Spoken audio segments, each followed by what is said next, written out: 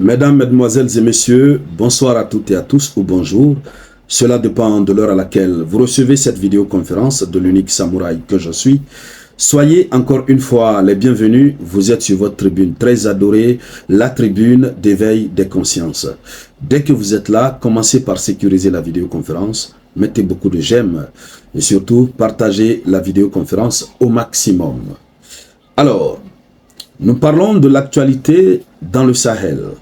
Il y a de cela quelques jours, on était beaucoup plus concentré sur la Russie, sur l'Ukraine. Nous revenons en Afrique pour parler de ce qui se passe entre le Niger et le Nigeria.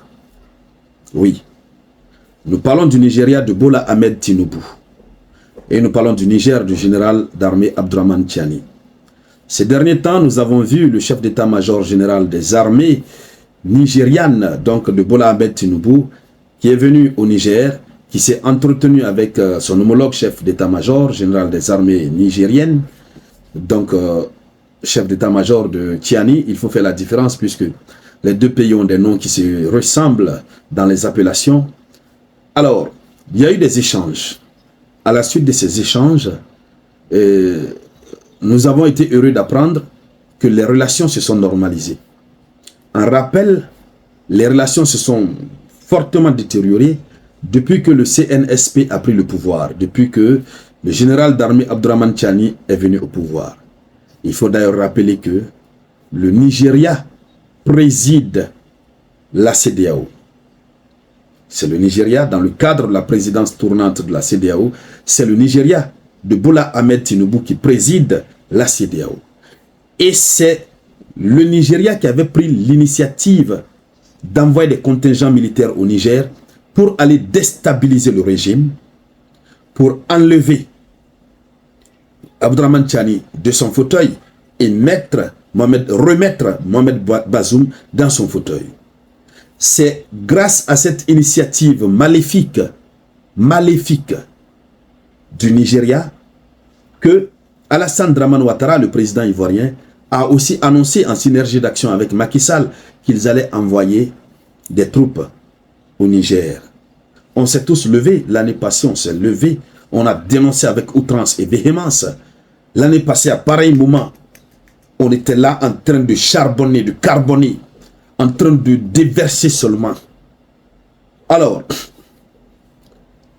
à la grande surprise, à la surprise générale, après avoir tenté, Bola Ahmed Tinubu en tant que président de la CEDEAO, après avoir tenté de ramener les États de l'AES au sein de l'organisation, après avoir échoué, après avoir tenté par le biais du Sénégal et échoué, nous apprenons que le Nigeria a décidé d'entretenir des relations amicales avec le Niger.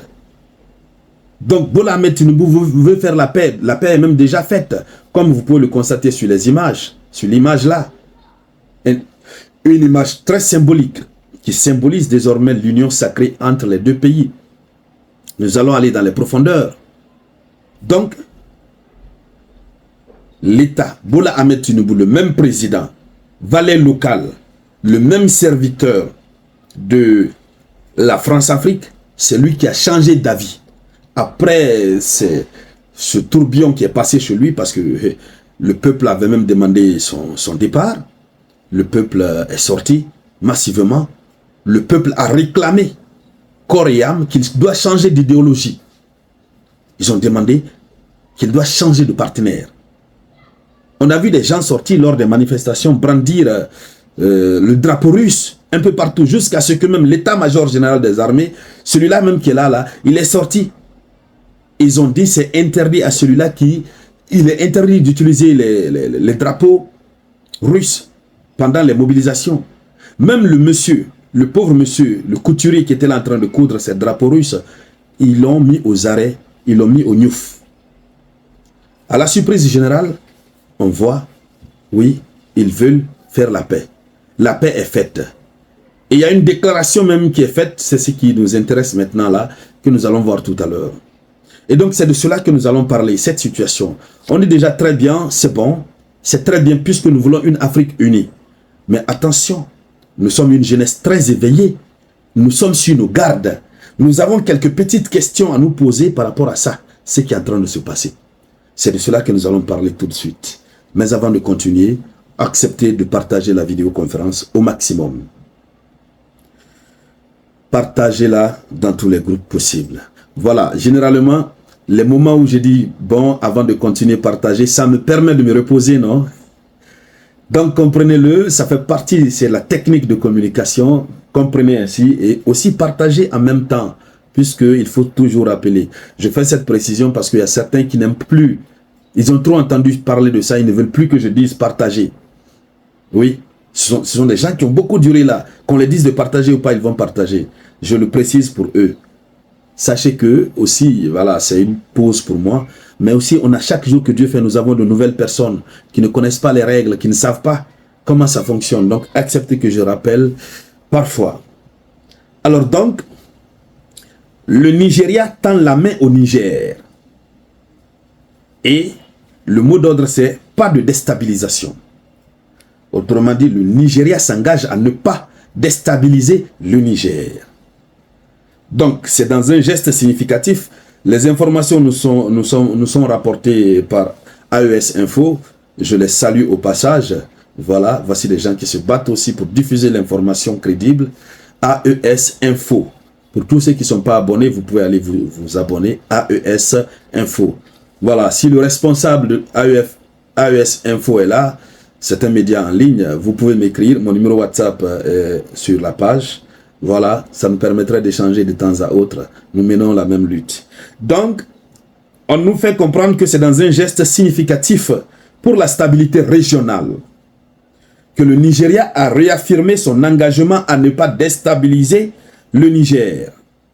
C'est le Nigeria qui réaffirme son engagement à ne pas déstabiliser le Niger. Puisqu'ils avaient l'intention de déstabiliser le Niger, quand même, on ne va pas se voiler la face. Donc, cela a ouvert la voie à la reprise de la coopération militaire entre les deux pays. Ils recommencent leur coopération, mais par le plan militaire. Alors là, moi, ça me pose question, ça me pose problème. Est-ce qu'il n'y a pas là un piège? C'est la coopération militaire entre les deux pays déjà. Oui. Or, c'est ce même pays qui avait interdit l'accès sur le territoire du Niger des médicaments, des produits pharmaceutiques pour soigner les populations nigériennes. Comment et pourquoi on ne peut pas commencer par les relations commerciales, mais on va directement dans la relation militaire?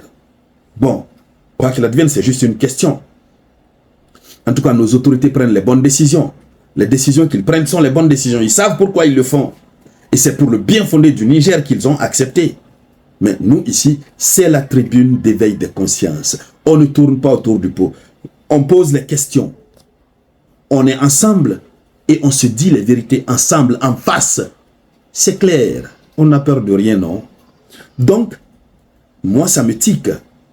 Est-ce que ce n'est pas un piège? Parce que le vieux Ahmed Bola Tinubu, il est très malin. D'une part, peut-être ça peut être un piège. D'autre part, ce n'est pas un piège. Ça peut ne pas être un piège. Bola Ahmed Tinubu a trop souffert avec sa population ces temps-ci. Et aujourd'hui, toi le chef d'État qui ne veut pas prendre la direction que tes citoyens veulent, mais c'est fini pour toi. Pour que Déby Kaka ait la paix au Tchad, bon, une paix relative, il a fait quoi? Déby Kaka a fait quoi? Les gens sortaient pour manifester, ils prenaient le drapeau russe, etc. Les gens en avaient marre de la collaboration avec la France. Vous avez même des députés, un député qui est sorti à Faya-Largeau au Tchad, lorsque ce soldat tchadien a été envoyé au repos éternel par un soldat français. À Faya-Largeau, ils sont sortis. Finalement, avant les élections, Déby Kaka a chassé l'armée américaine. Il l'a fait quitter l'armée, une partie de l'armée française, je ne sais pas plus s'ils ont tous quitté. Il a changé de camp. Il est allé rendre visite, je crois, il est allé rendre visite à Poutine, ou en tout cas, il a renforcé sa coopération avec Poutine. Aujourd'hui, il a un peu moins de problèmes. Est-ce que ce n'est pas ce genre de stratégie que Bola Ahmed Tinubu pouvait utiliser peut-être? Se rapprocher du Niger, parce que lorsqu'il se rapproche du Niger, ça fait changer la mentalité de ses populations. Même ses propres populations vont commencer à penser, est-ce qu'il ne veut pas nous faire intégrer dans l'AES? Donc ça peut envoyer la paix chez lui. N'oubliez pas cet aspect. Donc, on a ces deux grandes hypothèses, ces deux grandes questions qui se posent. Je veux voir vos différents avis en commentaire comme d'habitude, s'il vous plaît. Alors donc, voici l'annonce qui a été faite à la suite d'une rencontre entre les deux chefs d'État. Et finalement, le Niger, de son côté, a confirmé sa volonté à reprendre sa participation active au sein des forces multinationales mixtes FMM, une coalition régionale luttant contre les terreaux et la criminalité transfrontalière. En tout cas, ça commence à aller entre ces deux États. Ils ont commencé à se donner les mains. Mais nous, notre question qui a été posée, nous voulons avoir un peu de réponse. C'est de cela qu'il s'agit. Ce ne sont pas les autorités nigériennes qui vont nous répondre, ni nigérianes. Mettez vos avis en commentaire, j'ai surtout besoin de vos avis. Alors, le sujet est tellement intéressant qu'on a dépassé l'heure réglementaire. Je suis vraiment désolé pour tout ça.